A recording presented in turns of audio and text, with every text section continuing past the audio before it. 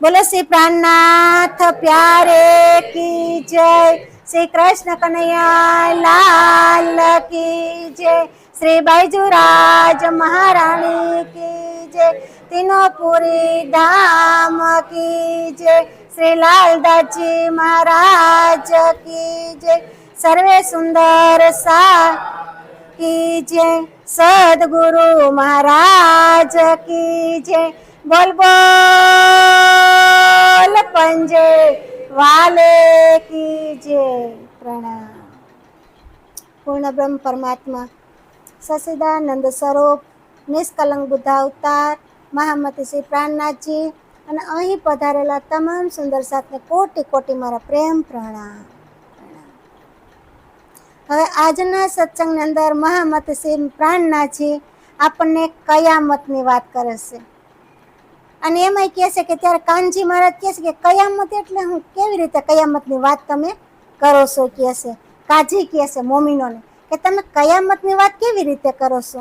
તો અહીંયા મહામતી શ્રી પ્રાણનાથજી કહે છે કે કયામતના સમયે પહેલો દિવસ 10મી સદી દેવચંદ્રજી મહારાજની, કોની કયામતનો પહેલો દિવસ કે છે એ દેવચંદ્રજી 3 લીલા છે ને, 3 લીલા 3 દિવસની, તો કે છે પહેલો દિવસ છે એ દેવચંદ્રજી મહારાજનો કે છે એ સમર્પણ અને વ્યક્ત અને વસનું મેળવવાનો દિવસ છે, એમાં સમર્પિત કરવાનું છે। હા, અને એને વસનો જે છે એ આપણે ગ્રહણ કરવાના છે, એનો દિવસ છે। કોને ગ્રહણ કરવાનો? મોમીનોને, સુંદર સાથને। તો કે હા, આપણે મોમીનો એટલે આપણે, સુંદર સાથ એટલે આપણે, એમ સાથ કહી તો આપણે એમ જે કહે એમાં છે બધી। કે એ સમયે સદગુરુ શ્રી દેવચંદ્રજી તાતમ જ્ઞાન લઈને આવ્યા। 10મી સદીની અંદર દેવચંદ્રજી સ્વયં પોતે તાતમ જ્ઞાન લઈને આવ્યા કહે છે, જેથી બ્રહ્માત્માઓનું સન્માન થયું। તાતમ આવ્યું એટલે બ્રહ્માત્માઓનું ઓળખાણ થઈ અને બ્રહ્માત્માઓનું સન્માન થયું કહે છે। તો કહે છે તે જ સદગુરુ બીજું સ્વરૂપ ધારણ કરી અને કયામતની ઘડી દેખાડી। એ જ સદગુરુ દેવચંદ્રજી સ્વયં પોતે બીજું સ્વરૂપ ધારણ કર્યું। કોનું કર્યું? મહારાજનું, મહામતી શ્રી પ્રાણનાથજીનું। તો કે છે બીજું સ્વરૂપ ધારણ કરી અને એને જ પાસે કયામતની ઘડી બતાવી કે કયામત કોને કહેવાય। કયામતને જોવો ને, આપણે કયામતને જોવો ને કે કોને કહેવાય કયામત, સમજવું છે ને આપણે, સમજાય છે ને તમને?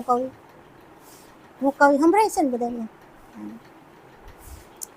કે એવું કહેવામાં આવ્યું છે કે કયામતના સમયે એક બનાવ બનશે, કે જ્યારે કયામત આવશે ને ત્યારે એક બનાવ એવો બનશે કે છે, એમ કહેવામાં આવ્યું છે કે જેમાં આકાશ લાલ રંગનું થાય। ત્યારે જે આકાશ છે ત્યારે લાલ રંગનું થાય। હવે આકાશ સૂર્ય ઉગે તો લાલ રંગનું હોય અને સૂર્ય આથમે તો પણ લાલ રંગનું જ હોય ને। તો કે છે આકાશ 2 વખત લાલ રંગનું થાય છે। આપણે એવું સમજવાનું કે આકાશ 2 વખત લાલ રંગનું થાય છે, તો એ 2 વખત લાલ રંગનું આકાશ જોઈએ તો આકાશ એક જ છે અને રંગ 2 છે। આકાશ એક છે અને રંગ 2 છે। એમ અહીં દેવચંદ્રજી મહારાજ એક છે પણ સ્વરૂપ 2 છે। પ્રાણનાથજી અને દેવચંદ્રજી છે ને, લીલા અનુસાર 2 છે પણ દેવચંદ્રજીની અંદરથી જ આ લીલા બધી પ્રગટ સર્વપ્રથમ પહેલેથી જ થઈ છે, પણ જે શાસ્ત્રોનું બધું વર્ણન કરવાનું હતું એ મહારાજ દ્વારા હતું, એટલે બીજું તન ધારણ કરવું પડ્યું। તો એટલે 2 થયું, હાંજ ને સવાર 2 લાલ રંગના થયા। તો એ કોણ છે લાલ રંગના? દેવચંદ્રજી મહારાજ અને પ્રાણનાથજી છે ને। તો આ બંનેની વાત અહીંયા કરે છે। એમાં પ્રાણનાથ દેવચંદ્રજીની જે લીલા છે એ 10મી સદીની છે, કેવી? અને પ્રાણનાથજીની છે 12મીની છે। પ્રાણનાથજીની છે ને 12મી સદીની લીલા। તો અહીંયા કયામતનો સમય બતાવી દીધો કે 12મી જો મન આપણું છે, 12મું મન જો જાગૃત થઈ જાય, આપણું મન પરમાત્માની અંદર લાગી જાય તો કયામતનો દિવસ આવી જાય। કેવો? જે મારફતને ઓળખી ગયા, શ્રી કૃષ્ણ પરમાત્માને ઓળખી ગયા। મારફત એટલે શ્રી કૃષ્ણ પરમાત્મા, પૂર્ણ બ્રહ્મ પરમાત્મા અક્ષરાતીતને ઓળખી ગયા તો કે છે કયામતનો સમય જ પરિપૂર્ણ આપણી અંદર જ્ઞાન થઈ જાય। જેને શ્રી કૃષ્ણ પરમાત્માને ઓળખી લીધા અને જેમના હૃદયની અંદર એ વહી ગયા પછી પૂર્ણ કયામતનો સમય આવી જાય, કારણ કે પૂર્ણ જ્ઞાન થઈ ગયું। અને કયામતનો સમય આવે ને પછી 13મી સદીની અંદર રાજી મહારાજ કોઈને રાખતા નથી। જ્યાં ખાતાનો જીવ છે ને એ ખાતાના અંદર જીવને પાછો ધક્કો મારી દે છે। બ્રહ્મ હોય તો બ્રહ્મની જગ્યાએ, ઈશ્વર હોય તો ઈશ્વરની જગ્યાએ, અને જીવ હોય તો જીવની જગ્યાએ. આ 3 લીલા છે ચોથી આપણા ઘરતણી. તો આ 3 લીલાની જગ્યાએ ત્રણેય થાનની અંદર ત્રણેય સૃષ્ટિને પાછો જવું પડે છે.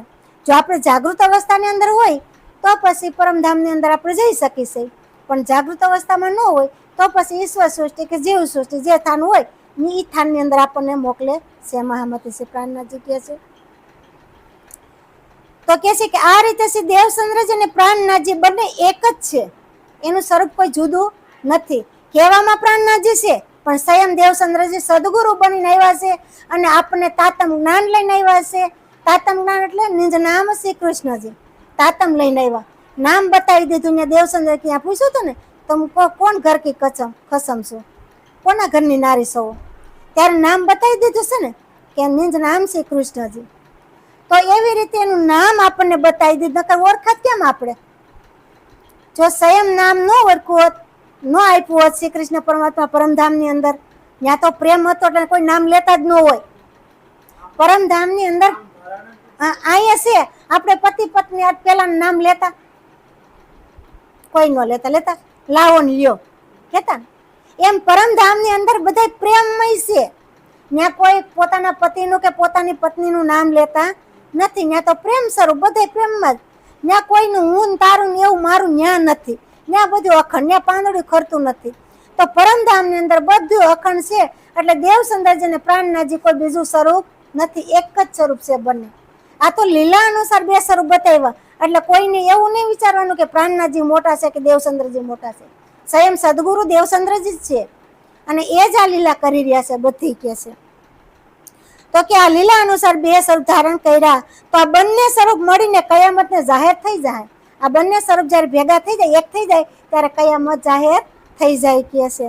કે ધામધણીએ તાતમ જ્ઞાન રૂપી એવી સાવી આપણને આપી છે કે જો કે એ બ્રહ્મરૂપી તાળા ઉપર જો વિવેકપૂર્વક લાગી જાય ને, તો એ તાળા આપણા બધા અંધકારના જે તાળા છે એ ખુલી જાય. અજ્ઞાનમય તાળું, આપણી અંદર જે અજ્ઞાન ભર્યો છે, આપણે હજી બધું અમારે કે બધું કરવું પડે, એક આપણી અંદર અજ્ઞાન છે ને, તો એ તાળા ખુલી જાય ત્યારે એક પૂર્ણ બ્રહ્મ પરમાત્માની આપણે સેવા કરતા થઈ જાય. આ આત્મામાં એક પરમાત્માને આપણે સ્થાપના થઈ જાય.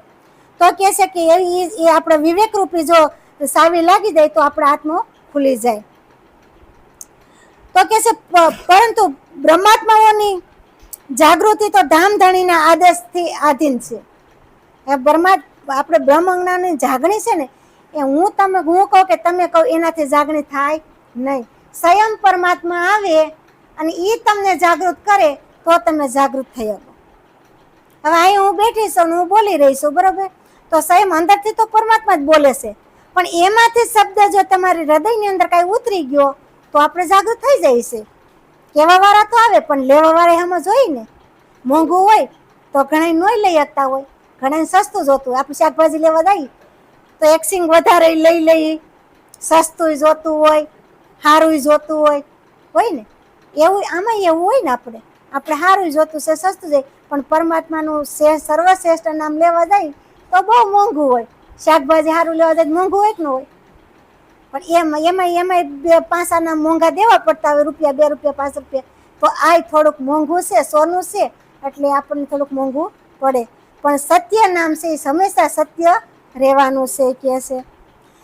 તો કે ધામધણીના આદેશને આધીન છે અને આત્મજાગૃતિ કયામતનો 11મો દિવસ છે.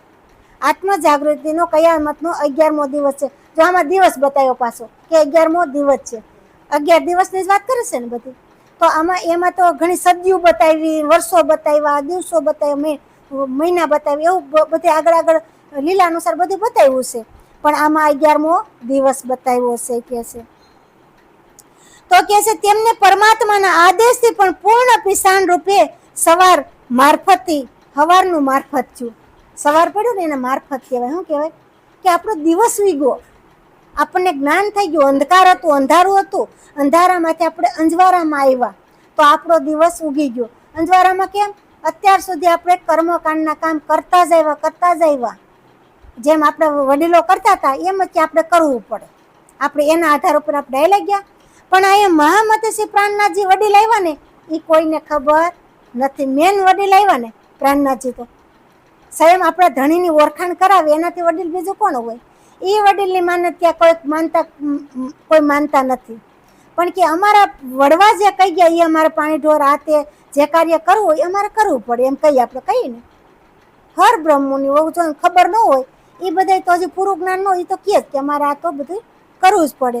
પણ મહામતે શ્રી પ્રાણનાથજી આવ્યા એટલે બધો ભરમ ઉડી ગયો. પછી કાંઈ કરવું પડે. પછી તો બ્રહ્મ વાણી, આ વાણી છે બ્રહ્મ છે, અને એ બ્રહ્મ વાણીથી જ આપણે જાગૃત થાય. આપણને પરિપૂર્ણ જ્ઞાન થઈ જાય ને પછી ત્યાં જ્ઞાની નષ્ટ થઈ જાય. જ્ઞાની રહેતું નથી. પછી એક નામ રે આધાર, એક લાકડી, બીજું કાંઈ નથી રહેતું. નામ રૂપી લાકડી એક આધાર આપણી અંદર રહેતું હોય છે. બાકી કાંઈ એટલે કે છે કે ત્યાં મારફત બતાવી દીધું ને સહેલું, ત્યાં કયામત આવી ગયો. કોણ આવી ગયું? છેલ્લું વર્ણન 13મું ગ્રંથ, અને એ કયામત આવી ગયું. 12માં તો નાસિકા છે, અને 11મું મુખારવિંદ છે. 11માની વાત કરી 11મો દિવસ તો એ મુખારવિંદ છે. કોણ છે? અને 12મીની વાત કરી તો પછી નાસિકાનું સ્વરૂપ છે. આપણે આમાં કહે છે 12મો ગ્રંથ નાસિકા છે. અને 13મી વાત કરી તો કોણ છે? કાન મારફત છે. સમજાણું? ચોખ્ખા શબ્દમાં હું આ વાત કરું છું. જો સમજાય તો લઈ આવવાનું છે, આપણા હૃદયની અંદર આ ઉતારવાનું છે. નકર આ નથી કહેતા કે ઊંડા છે કેળાને લાંબી છે વાટ. આ કેળા બહુ ઊંડા છે અને વાટ છે બહુ લાંબી. તો આપણે આ જીવને એકલું જ આવવું છે. બહુ ડર લાગશે. વાઘવરુની બીક જંગલ છે, ત્યાં વાઘવરીની બીકું છે, કાંટા કાંકરા છે, ગોખરા છે, વાઘ છે, લોહી પરુની નદીઓ છે. આ જીવની એમાં હાલવાનું છે. તો આપણે કેવી રીતે આ જીવને ત્યાં પહોંચાડશું? આ જીવ જ આવ્યો ને જગતમાં, એ જીવને ફરી પાછા આપણા પોતાને ઘેરે લઈ જવાનો છે. આ જીવની જ વાત છે. એક જીવ અને મન બે જાગૃત થઈ જાય ને પછી કોઈને આપણે જાગૃત કરવા પણ રહેતું જ નથી. આ બધી વાત જીવની છે. અને જો જીવ જાગૃત થઈ જાય તો આ ગોખરુમાં આપણે હાલવું ને ત્યાં ફૂલની પથારી થઈ જાય. કેવી થઈ જાય? સત્ય રસ્તે હાલીને આપણે ત્યાં અસત્ય કોઈ પછી આપણને આડું આવતું નથી. હવે ગોખરું કાંટા કેવું કે આપણે નઈત નવું કાંઈક ને કાંઈક કારણ ઊભા થાય, એને ગોખરું કહેવાય. કહેવાય ને કાંઈક નઈત નવા રોગ ઊભા થાય તો લોહી પરુની નદીઓ પણ કહેવાય. કહેવાય કે નહીં? આવું બધું આપણને કંઈક વિઘ્નો આડા આવતા જ હોય છે. તો એ વિઘ્નથી આપણે પાર ઉતરી એવી હિંમત રાખવાની છે કે આ મનુષ્ય તનની અંદર કે મારે પરમાત્માને પામવું એટલે પામવું. 100% ગેરંટી સાથે મારે પરમાત્માના દર્શન કરવા એટલે કરવા. ત્યાં સુધી આ જીવને નિરાશ નહીં થાય, જ્યાં સુધી પરમાત્માની સાચી ઓળખાણ નહીં થાય અને એના દર્શન નહીં થાય ને ત્યાં સુધી આ જીવને તૃપ્તિ મળશે જ નહીં. કારણ કે આ જીવને તૃપ્ત કરવું કોઈ હેલી વાત નથી. આ માયાની અંદર જીવ આવ્યો છે અને મોહજલની અંદર ગોથા ખાઈ રહ્યો છે આપણો જીવાત્મા. એ જીવાત્માને સામે પારે લઈ જાવો. આ શરીર રૂપી નાવની અંદર આ જીવાત્મા બેઠો છે અને સામે પાર આપણે એને પહોંચાડવાનો છે. અને એ સમુદ્ર બહુ મોટો છે. એની નાવની અંદર ક્યારે સમુદ્રના હિલોરા આવે ને, પવન વાય એટલે સીધા હિલોરા વાય, અને ક્યારે આપણે પાર ઉતરી ગઈ એની કઈ નક્કી હોતી નથી. કે છે એટલે કે છે કોઈ પહેલા આવે, કોઈ પછી આવે, કોઈ સેલાઈ જાય, કોઈ પહેલા આવે પછી આવે. કોઈને જવાનું તો છે બધા અહીંયા જ, પણ વેલા મોડા કોઈ થતા હોય છે. આપણે અહીં સુંદર સાથી અટાણ ભેગા થાય તો 5-10 મિનિટ વેલા મોડા થાય છે કે નથી થતા? એમ ન્યાય સેકન્ડ, કલાક ને મહિનો ને વર્ષ ને છે વેલા મોડા બધા થાય છે કે. પરંતુ જેમને પહેલો પ્રેમ પરમાત્માને કર્યો ને એ સર્વશ્રેષ્ઠ કહેવાય. પહેલો પ્રેમ પરમાત્માને કર્યો ને એ સર્વશ્રેષ્ઠ કહેવાય. આવી રીતે મહામતે શ્રી પ્રાણનાથજી આપણને કહે છે વાણીની અંદર, મોમીનો કહે છે કે અબ લગા હે બાતે પૂછને કે ક્યો કહીએ કયામત. તો કહે છે 10મી 11મી 10મી 11મી 12મી લો લેખી કિન શરત. હવે અહીં કાજી પૂછે છે કે ત્યારે કાજીએ મોમીનોને પૂછ્યું, મોમીનોને કહ્યું કે આપ કેવી રીતે તમે કયામત આવી ગઈ એમ કહો છો? કયામત આવી ગઈ ખબર કેમ પડે આપણને? ખબર પડે નથી. હજી આપણે એટલા વાસે છે, જાગૃત છે, તો છતાંય આપણને હજી કયામતની ખબર છે? હજી કયામતની ખબર નથી રહેતી. રહેશે? આગળ મેં વાત કરી કે જાગૃત થઈ ગયા, શ્રી કૃષ્ણ પરમાત્માને મળી ગયા પછી કોઈ હિસ્સા આપણે બાકી ન રહીએ તો ત્યાં કયામત આવી ગયો. અંત ઘડી, છેલ્લી ઘડી એ કયામત કહેવાય. તો કે છે તબ બતાવો કે 10મી, 11મી અને 12મી સદીમાં કયામત કેવી રીતે તમે ઘટાવો છો?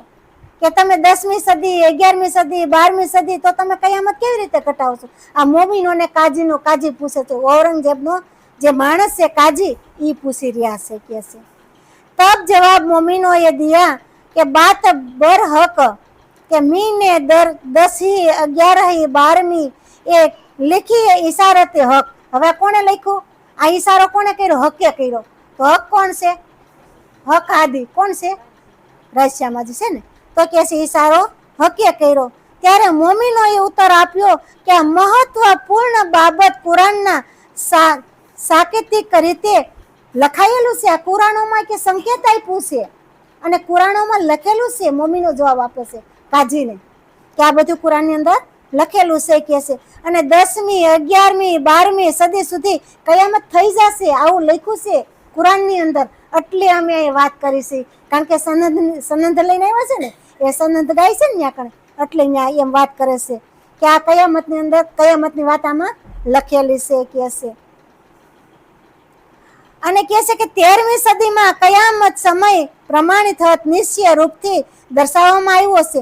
દર્શાવવામાં તો 13મી સદીનો જ કયામત આવ્યો છે, કારણ કે જ્યાં સુધી કૃષ્ણ પરમાત્માનું જ્ઞાન આપણને ન થાય ત્યાં સુધી 13મી સદી કહેવાય નહીં. પૂર્ણ અવતાર કૃષ્ણ પરમાત્માનો આપણને ઓળખાય ત્યારે કયામતનો છેલ્લી ઘડી કહેવાય. કેવી કહેવાય? આપણે માણસ ક્યારેક જીવ જાતો હોય તો આપણે કઈ કહેવાય? છેલ્લી ઘડી હશે. એમ આપણે જ્ઞાન થઈ જાય ને પરિપૂર્ણ, થોડું ઘણું ઘટતું હોય ને તોય પછી આપણે છેલ્લી ઘડી જ કહેવાય કે હજી કંઈક ઘટે, હજી કંઈક ઘટે. હું આટલું આમ પીરસતી હોય ને તો હજી મને એમ થાય કે હજી કંઈક ઘટે છે. ક્યાંક એક અંગે ક્યાંય પરમાત્માનું ઓછું રહી ગયું હોય છે તો મારી અંદર ગોતવામાં. કારણ કે આમાં તો આપણી પોતાની ઓળખાણ કરવાની છે ને. આ બધા અંગોની પહેચાન કરવી પડશે પહેલા, કે આ કયા અંગની વાત કરી રહ્યા છે, આપણે અટાણે કયા અંગની વાત કરી રહ્યા છે? યાદ છે કોઈને? કયા અંગની વાત કરી રહ્યા છે યાદ છે આપણને? નથી. આપણે મુખારવિંદની વાત કરી રહ્યા છે ને, મનની વાત કરી રહ્યા છે, અથવા ઔરંગઝેબને જગાડવાની વાત કરી રહ્યા છે. કોણ છે એવો ઔરંગઝેબ? આપણો મન.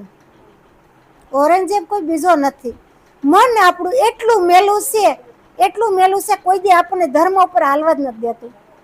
અને મન એટલું ઉજળું છે કે જ્યારે ધર્મ ઉપર સડાઈ ગયો ને પછી ક્યારેય મેલું નથી થતું. બધી વાત છે એની અંદર. બુદ્ધિ ભસ્મ કરવા વાળું છે અને બુદ્ધિ સત્ય પર લઈ આવવાનું છે, પણ મનની હાથમાં છે બધું. જો મન કબજે તો આખું જગત કબજે. આપણું મન કબજે જ ન હોય તો, મન જ્યાં ત્યાં દોડતું હોય તો આપણે એકનું ભજન કરી શકીએ? ક્યારેય ન કરી શકીએ. અને એકનું ભજન આપણને મળી ગયું પછી આપણું મન ક્યાંય ન જતું હોય તો પછી આપણે બીજાને કોઈ યાદ કરીએ? કોઈને યાદ ન કરીએ. પછી તો મહામતી શ્રી પ્રાણનાથજી કહે છે કે હું આવી ગયો પછી તારે દુનિયાવાળાની ક્યાં જરૂર છે? દુનિયાને તો હું બધું રાજાશાહી કરાવું છું ને. આપણને આ શરીર છે, આપણે જ્યાં જવું હોય, જ્યાં ખાવું હોય, પીવું હોય, હોવું હોય, બેવું હોય, કેટલો આનંદ અપાવે છે ને. અને ટાઈમસર ગમે એટલું કામ હોય ને આપણને ઊંઘ આવે એટલે નવરા કરી જ દે. કદીક નહીં આનંદ આપે છે કે નથી આપતું? રાજ્ય મહારાજ બધા ખેલ ખેલે છે. એ આપણને સુખનો ખેલ ખેલાવે છે અને માયાનો ખેલ આવે છે. રાજ્ય મહારાજ ધારે તો આપણને સુખની સાહેબી ઉપર ઉરાવે, અને રાજ્ય મહારાજ ધારે તો આપણે માયામાં ઘા કરી દે કે જા જીવ હવે તું, તને ખ્યાલ આવે કે માયામાં કેવી રીતે રહેવાય. આવી રીતે માયા હજળ બમ છે, અને જો માયામાંથી બહાર નીકળી જાય ને તો વધારે સારું, કારણ કે જીવને જાગૃત કરવો બહુ કઠિન છે. તો કે છે આમાં હાદી, ઇમામ, મહેંદી અને પ્રાણનાથજી પાસેથી સંભાળી શકો છો કે હાદી, મહેંદી, ઇમામ, પ્રાણનાથજી આવી ગયા ને તો તમે એને સંભાળી શકો છો. હવે અહીં તો વાત તો બધી આપણને કરી જ દેશે કે પ્રાણનાથજી આપણા સદગુરુ છે, દેવચંદ્રજી આપણા સદગુરુ છે, તો કેમ આપણે અંધારામાં? અસલ સદગુરુ બતાવ્યા. નકર આપણે કયા સદગુરુને માનતા હતા? ખ્યાલ છે કોઈને? હા, એને તો માનતા હતા. અને આપણને કંઠી બાંધ્યા હોય, એ આપણને રસ્તો બતાવવાળા સદગુરુ છે, આપણે એને આપણા ગુરુ માનતા હોય. પછી આપણને કોઈ ધંધા પાણી શીખવાડે એને પણ ગુરુ માનતા હોય ને. પણ આ આપણા આત્માના ગુરુ દેવચંદ્રજી મહારાજ, આપણા આત્માના ગુરુ, એ તાતમ રૂપી સાવી લઈને આવ્યા એટલે ગુરુ બન્યા. શું થયું? કોઈ આપણને શ્રી કૃષ્ણ પરમાત્માનો તાતમ મંત્ર આપે તો એ આપણા અસલ ગુરુ કહેવાના. તો આપણને મંદિરે જાય કંઠી બાંધી તો આપણને કયો મંત્ર આપ્યો? તાતમનો જ આપ્યો ને, એટલે આપણે એને ગુરુ જ કહીશું ને. એ આપણા ગુરુ, કારણ કે આપણને માર્ગ બતાવ્યો ને, એનું મૂલ્ય ક્યારે આપણે ચૂકવી શકીએ નહીં. કોઈ સદગુરુ આપણને જો માર્ગ બતાવે ને તો એનું મૂળ આપણે ક્યારેય ચૂકવી શકતા નથી. તો આપણા ગુરુએ આપણને માર્ગ બતાવ્યો કહેવાય. હવે કોના આધારે? અટલ સૂર્યનારાયણ દાસજી મહારાજ અહીં હાજર નથી, પણ શ્રી શ્રી સૂર્યનારાયણ દાસજી મહારાજ મને આ માર્ગ બતાવ્યો છે. ખાલી મને કંઠી બાંધીને તાજ પ્રકાશ થઈ ગયો છે, એટલે એના પ્રકાશને આધારે હું એની પાસે શિબિરમાં ક્યાંય ગઈ નથી, જ્ઞાન લેવા પણ ગઈ નથી, પણ એના પ્રકાશની આધારે હું આજે બધાને વાણી કહી રહી છું. હું કામ? જેટલું આવડે એટલું. થોડું આવડે તો થોડું, જાજુ આવડે તો જાજુ. જેટલું પરમાત્મામાં પ્રગટ કરે એટલું જાહેર કરી દઉં. મારી અંદર કાંઈ નથી રાખતી. 15 દિવસે આપણે સત્સંગ હોય, 15 દિવસની અંદર જેટલું અંદર મેં ભર્યું હોય ને ત્યાં એ ખાલી કરું છું. ફરી પાછા નવા નિર્માણ, નવો ગોરો વિસરાઈ જાય ને તો નવું પાણી આવે કે ન આવે? આ એ ખાલી કરીને જવાનું મારે, અને ફરી પાછો ગોરો નવા જલથી પાછો ભરવાનું છે. નવું જ્ઞાન, પાણી ભરો એટલે ઓલું પાણી નહીં, અંદર નવું જ્ઞાન પાછું ભરી અને ફરી પાછું મારે તમને પીરસવાનું છે. તો ત્યારે કાજી અને ત્યાં આવેલા બધા મુસલમાનો એકબીજાની સામે જોવા લાગ્યા, અને મોમીનોની જમાત દ્વારા કરતો આખરી દિન કયામતનો દાવો તેઓ ખૂબ મહત્વપૂર્ણનો પ્રસંગ છે. કયામતનો દાવો એટલે કે આખરીનો સાખરનો સમય. તો કે છે બહુ મહત્વપૂર્ણ આ પ્રસંગ કહેવાય આપણે માટે. આપણું મૃત્યુ કઈ છે આપણને ખબર છે? આજે આવે ને કાલે આવે. માંદા પડીને એટલે એમ થાય કે હવે જાજુ જીવશું નહીં. એવી પરિસ્થિતિ આપણી થઈ જાય કે હવે આપણે જાજા રહી કે ન રહી, વયા જાય તો કઈ નક્કી નહીં. તો આપણે પરમાત્માને યાદ કરી લઈ, પણ આપણને હાસા પરમાત્મા હોય તો ત્યારે યાદ આવે. હું એક ડોહીમાં પાસે ગઈ ને, મેં કીધું જય શ્રી કૃષ્ણ બોલો. માજી હાવ વૃદ્ધ અવસ્થા, લગભગ 90 વર્ષ હશે એના. તો એક બેન આવ્યા કે રામ રામ બોલો, એટલે બધા જુદું જુદું બોલે. ઓલો જીવતમાં અટવાતો હોય કે કોઈ કહે છે રામ કહે છે, કોઈ કહે છે શ્યામ કહે છે, કોઈ કહે છે શિવ કહે છે, કોઈ કહે છે કૃષ્ણ કહે છે. તો કે હરી તારા 1000 નામ, મારે ક્યાં નામે લખવી કંકોત્રી? હવે તને મારે કેમ તને ક્યાં નામે બોલાવવો? પણ હાસાને ન ઓળખા હોય તો હું તમને આવીને કહું ટાણા વાણી કરું છું, અને સમય આવી ગયો ને હું પહોંચી ગઈ હોય તો હું તમને એમ કહું કૃષ્ણ પરમાત્માનું નામ લ્યો. કોઈ આ વ્યક્તિ આવી ગયા તો તમને તરત યાદ આવે, હા વર્ણન સાંભળ્યું છે, આવે ને તો આપણે તરી હગી. પણ કોઈ દી વર્ણન સાંભળ્યું જ ન હોય, કોઈ દી નામ ન સાંભળ્યું હોય, કયો ભગવાન સર્વશ્રેષ્ઠ છે, કયો આત્મા શ્રેષ્ઠ છે એ ખબર ન હોય તો કેવી રીતે કરી ગયા? આપણે ન કરી ગયા. એટલે આ બહુ સમજવાની વસ્તુ છે કે છેલ્લો કયામતનો સમય બહુ સમજી લેવો. કયામત એટલે આપણે સમજી લેવાનું શ્રી કૃષ્ણ પરમાત્મા પોતે આવી ગયા તો આપણું જીવન સુધરી ગયું, નહીં આવ્યા તો હજી બગડેલું, હજી દૂધમાં ટીપુ સાઈઝનું છે તો આપણું દૂધ હજી બગડવાનું છે, એવું વિચાર કરી લેવાનું.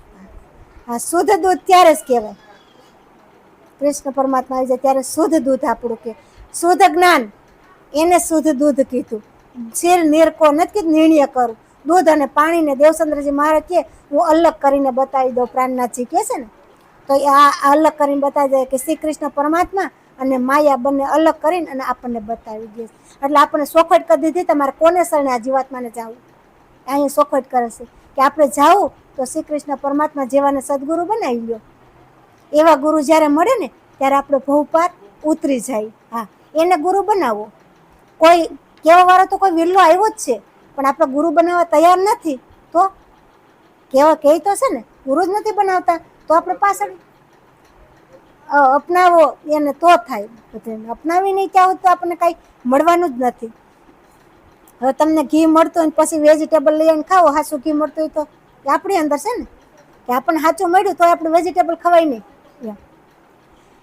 તો આવી રીતે સવાલ એક શખ્સે કિયા કે તુમકો એતે દિન 20 दिन કે ક્यों ન કહી નમાઝ કો લાયે યે આકીન.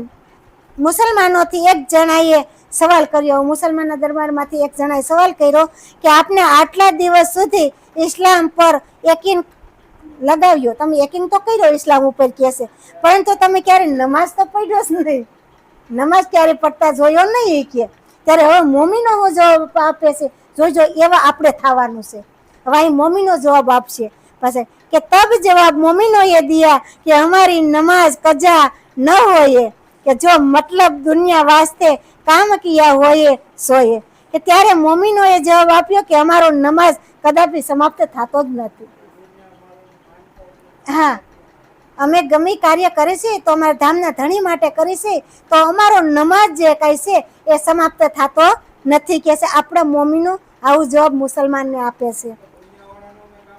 હા, દુનિયાવાળાનું કામ જ નથી કરતા એ બધી, બાકી અમારી નમાઝ છે કે છે. કારણ કે અમે કોઈ સંસારી કાર્ય અને સ્વાર્થની ભાવના ધરાવતા જ નથી. કોઈ અમારી અંદર સ્વાર્થ નથી અને સંસારનું કાર્ય અમે કંઈ કરતા નથી, તો અમારું નમાઝ છે કે છે.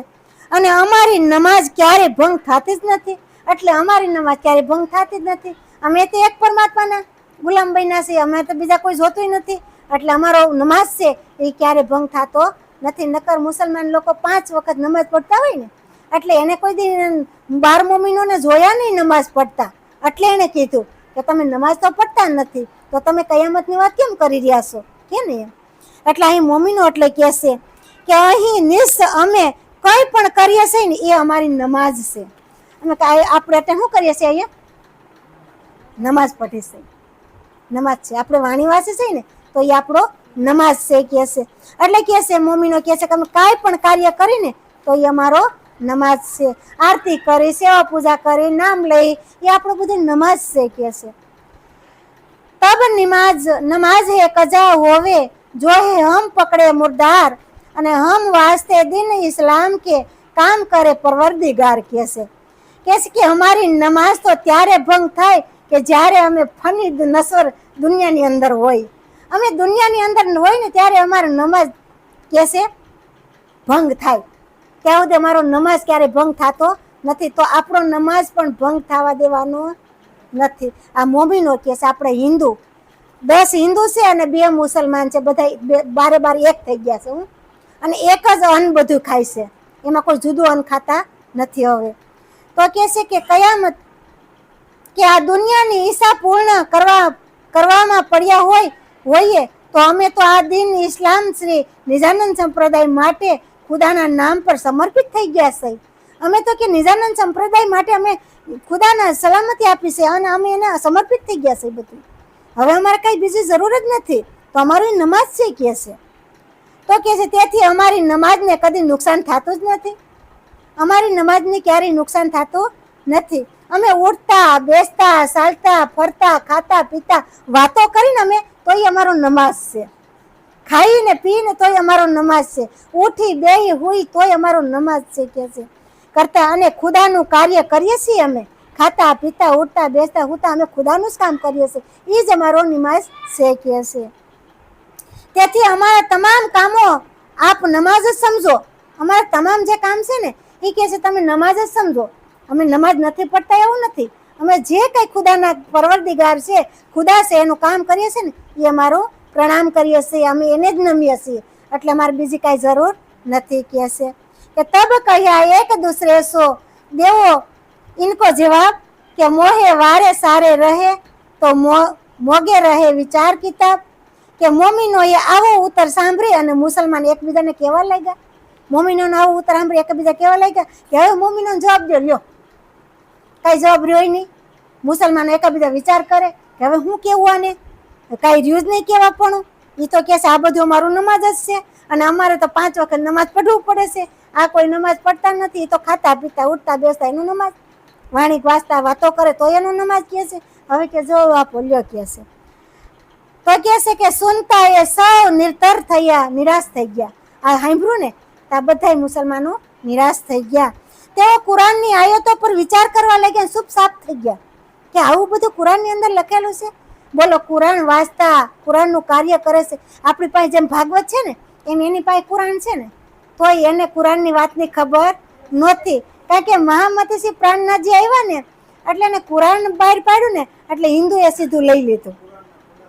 કુરાનના ખુલાસા કર્યા એટલે હિન્દુના બુદ્ધિની અંદર આવી ગયું અને મુસલમાનની બુદ્ધિની અંદર આવ્યું નહીં. એટલે એ પાછળ રહી ગયા. એટલે હિન્દુની અંદર પરમાત્મા આવ્યા અને મુસલમાનની અંદર પરમાત્મા પાછળ રહી ગયા થોડા.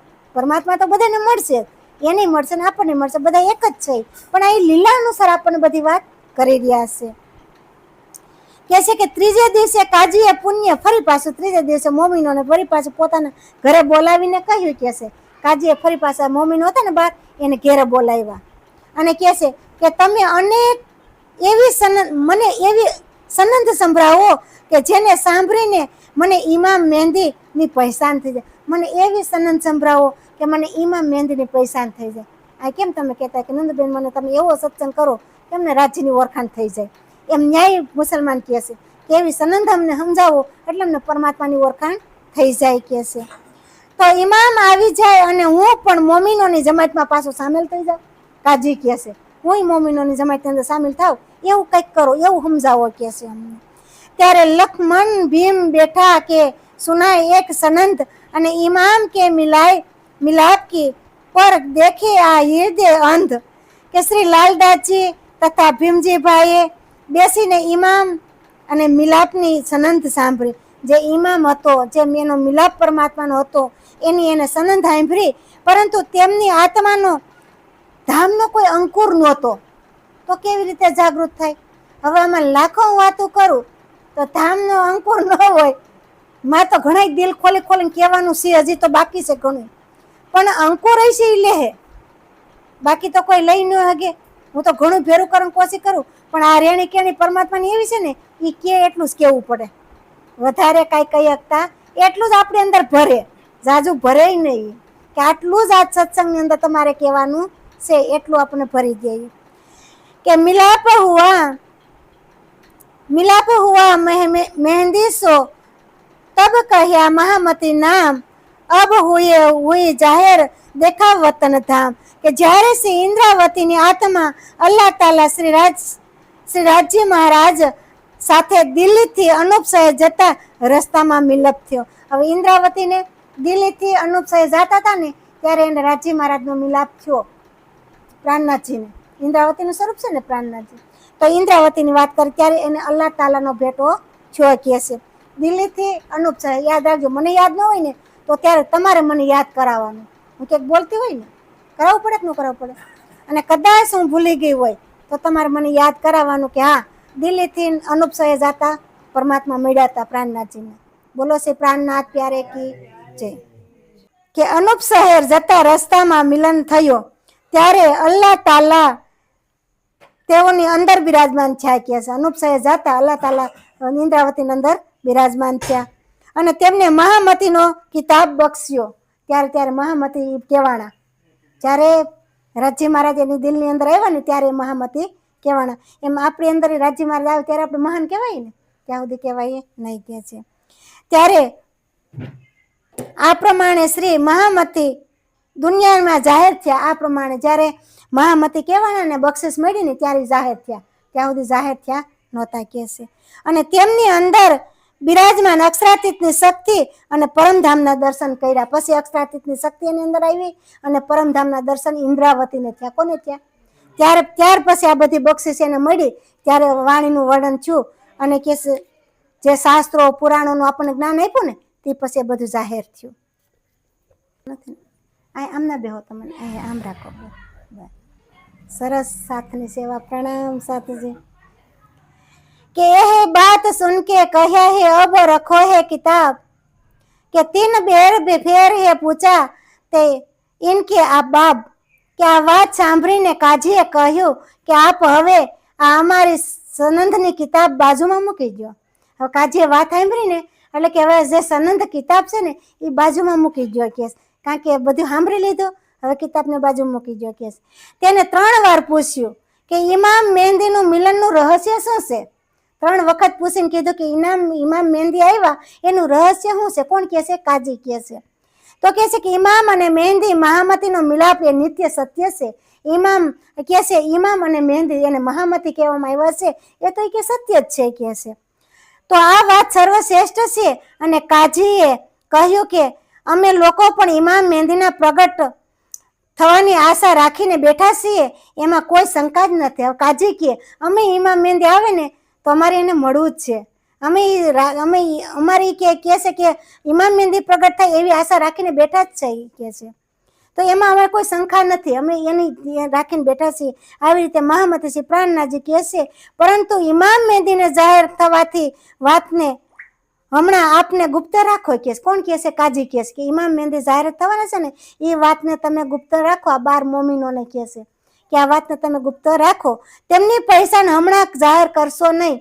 જે અમુક જ્ઞાન એવું હોય ને તો પરબારું જાહેર કરાય નહીં, થોડુંક બીજું જ્ઞાન આપવું પડે ને ત્યારે જાહેર થાય. એટલે કહે છે કે જે ઇમામ મહેંદી આવવાના છે એ વાતને તમે ગુપ્ત રાખો. કહે છે કે જ્યારે ઇમામ મહેંદી સાહેબ ખુદ જાહેર થશે ત્યારે અમે સંપૂર્ણ વિશ્વાસ સાથે એમના શરણોમાં આવી જાહું. કહે છે ઇમામ મહેંદી જાહેર થાય ને એટલે તરત અમે એના શરણોમાં આવી જાહું. કહે છે આવી રીતે મહામતી શ્રી પ્રાણનાથજી કહે કે મોમીન તો એ હે ગરીબ બકરી જેવા બલ અને પઢે બાઘ જોહે બોલાહી એ સીધે નિર્મલ. કહે છે કે મોમીન તો ગરીબ છે, હાવ મોમીનો હાવ ગરીબ છે અને તેમને બકરી જેવા સમાન કીધા છે. બ્રહ્મુનિઓ છે ને એ બકરી સમાન છે કે બકરી જેવા હાવ કીધા. એ કે અથાન તેઓ નિર્મલ છે, એકદમ નિર્મળ, એનો સ્વભાવ હાવ શાંત હોય. કેવો હોય? તો કહે છે મોમીનો હાવ વિનર્મ છે અને તેઓમાં જ્ઞાનનું અભિમાન હોતું નથી. જેને પરમાત્માનું જ્ઞાન થયું એને અભિમાન ન હોય. કારણ કે શેનું અભિમાન? સ્વયં શ્રી કૃષ્ણ પરમાત્માએ આપણું બાવડું પકડ્યું ત્યારે તો આપણે કોકને જ્ઞાન દઈ હકી, તો એમાં કોઈ અભિમાન હોય નહીં. કહે છે તો તેઓ જ્ઞાનના અહંકારથી સિંહની જેમ જે ગરજતા લોકો સમક્ષ ચૂપ થઈ જાય છે. એ જેવા જ્ઞાની હોય ને એ સિંહની જેમ ગરજતા હોય, એની આગળ એ મોમીનું ચૂપ થઈ જાય, અહીંયા કાંઈ ન બોલતા હોય. બહુ ગરજ ના કરતા હોય ને, મનસ ઉપર સડીને બધા બોલતા હોય, અમુક એવા સંતો હોય તો કેવી ગરજ ના કરતા હોય, તો ત્યાં મોમીનો કહે છે ચૂપ થઈ જતા હોય છે. તેઓ નિર્મલ મનવાળા છે. એ મોમીનોનું મન છે ને એકદમ નિર્મલ છે, ચોખ્ખું મન, એમાં કાદવ નથી ભરેલો, એમાં મારું તારું નથી, એકદમ નિર્મલ મન છે. અને સીધા અને સરળ હોય છે, એકદમ સીધા હોય અને સરળ હોય. એની કોઈ વ્યાધિ ઉપાધિ એની અંદર કાંઈ એવું આવતું નથી. કહે છે બહુ સીધા હોય. તો એવી રીતે મહામતી શ્રી પ્રાણનાથજી કહે છે કે આપ ધામધણી શ્રી પ્રાણનાથજી ફરમાવે છે કે સુંદર સાચી આ કાજીના ઘરની વાત હતી. કોના ઘરની વાત હતી? અત્યાર સુધી જે વર્ણન થયું એ કાજીના ઘરનું વર્ણન થયું. અને આપ આ વિતક આપે સંભળાવી છે તો આપ હાદી શ્રી પ્રાણનાથજી જ્યારે આ હકીકત સાંભળીને ત્યારે તે બહુ દુઃખી થયા. કહે છે જ્યારે શ્રીજી આ વાત સાંભળીને ત્યારે બહુ દુઃખી થયા. કહે છે અને કહે છે કે બાબતે હજુ રજૂ કરવાનું છે. આ વાતને હું અહીંયા રજૂ કરી રહ્યો છું. કહે છે કે મુલાકાત સુલ્તાન કી સુની હે શ્રી રાજ ને અબ કાજી પહોંચા ઉસી દિન બહુત ગુસ્સે હુએ અબ. કે ન્યા પાસે કાનજી પૂગ્યા કે કાનજી ભાઈ સુંદર સાથને પત્ર લઈ અને પ્રાણનાથજી પાસે પહોંચ્યા અને બાદશાહની મુલાકાત આ મોમીનોને ત્યાંના સહેવી પડી. કે જે બાદશાહની મુલાકાત જે મોમીનો એને જે કાંઈ કીધું ને બધું મોમીનોને સહન કરવું પડ્યું. ઔરંગઝેબ ઝઘડવા જતા હોય તો આ કાજીને બધા કેવી વાતો કરતા હતા, કેવી હેરાન કરતા હતા બધા 12 મોમીનોને, એ બધું સહન કરવું પડ્યું કે ત્યાં કણે. અને તેમને તમામ હકીકતની જ્યારે શ્રીજીને ખબર પડી તો શ્રીજી દુઃખી થાય ને. શ્રીજીએ તો 12 મોમીનોને જ મોકલા હતા, ત્યાં હારે શ્રીજી તો નહોતા. તો કહે છે શ્રીજીને ખબર પડી તો બહુ દુઃખી થઈ ગયા. કહે છે ત્યારે કહે છે કે પરમધામના આત્મ સંબંધી મોમીનોને બાદશાહની પાસે આત્મજ્ઞાનનો સંદેશો લઈને મેં મોકલ્યા હતા ને, કે કઈ ખરાબ કાર્ય તો નહોતું કર્યું. મેં તો કહે છે બ્રહ્મ જ્ઞાન રૂપે મેં તો મોકલો હતા મોમીનોને, કે પરમાત્માનું આત્મજ્ઞાન મોકલું હતું. કહે છે ત્યાં તો મારા મોકલેલા મોમીનોને એ લોકોએ આવી આયતો ન આપી. કહે છે મારા મોકલેલા મોમીનો હતા અને એને આવી રીતે આયતો કરી મારા મોમીનો ઉપર. કહે છે તો હું મારા આ સંદેશના ઈશારાથી મારા વચનોને બળીને અને તેમનો શાસન સમાપ્ત કરી દઈશ. કે બાળીને કે હું મારો સંદેશો મોકલીશ. આ જો પેલા છે ને શબ્દ દ્વારા બધું થતું હતું, પેલા કોઈ લડતા નહોતા. આમ તેમ અહીંથી એ ટપલ લખીએ ઓલા ટપલ લખીએ એમ શબ્દ દ્વારા હતું. એવી રીતે આ શાસ્ત્રો પુરાણોના શબ્દથી બધા બાણ મારે એકાબીજા. તો કહે છે કે હું એ મારા ઈશારાથી હું બધું સમાપ્ત, મારો સંદેશો છે મોકલું છે ને એના ઈશારાથી હું બધું સમાપ્ત જ કરી દઈશ. અને એ શાસન સમાપ્ત, જે શાસન કરે છે એ બધું સમાપ્ત કરી દઈશ. હા કે मैं भेजे मोमिन को ये अपना है पैगाम तो गुना बैठा इनो है पर कोई न बसावे इन काम. હવે વિચાર કરો, શું કહે છે કે મેં મોમીનોને મારો સંદેશ લઈને એમની પાસે મોકલ્યા હતા અને સીધા સાદા મારા મોમીનોનો દોષિત કર્યા ઠેરાવ્યા, કે મારા મોમીનો સીધા સાદા એને દોષિત ઠેરાવ્યા, અને હવે બાદશાહ અને કર્મચારીનો જે ગુનો લાગશે ને એ તેમને બસાવવાનો કોઈ નહીં હોય. એટલે બહુ મોમીનોની વાતો કરવી ને આપણે બહુ જોઈ વિચારી કરજો.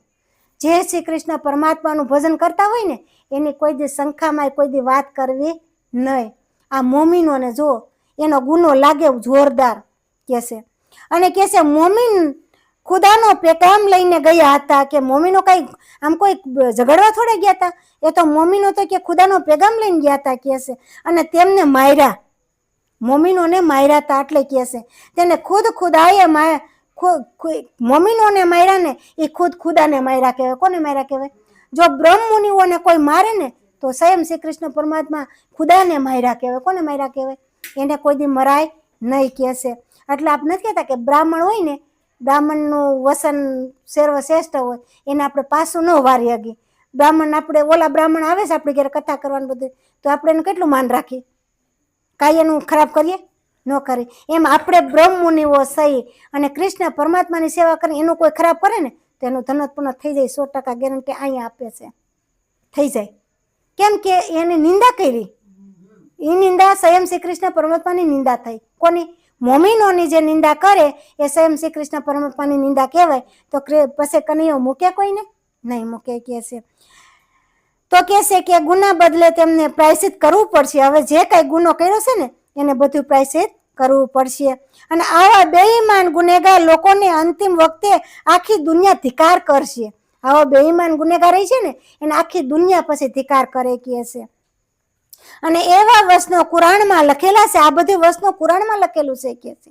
અને મોહમ્મદ સાહેબ પેગામ દઈને દીન ઇસ્લામની અવગણના કરવાનું પાપ કર્યું છે કે છે. આ ઇસ્લામનું અવગણના કરવાનું પાપ કર્યું છે. એ પાપ ક્યારેય માફ થતું નથી. જો બધાય પાપ માફ થાય, પણ સુંદર સાથની નિંદા કે કરી, હાસા સુંદર સાથ થઈ છે અને નિંદા કરીને તે પાપ ક્યારેય માફ થવાનું નથી કે છે. તેમ કુરાનના પહેલા સિપારામાં 62મા પાના પર અને તફસીરની હુસેનની અને 14ના પાના પર આ બધી વાત સ્પષ્ટ લખી છે કે છે. આવી રીતે મહામતી સિંહ આપણને સમજાવી રહ્યા છે.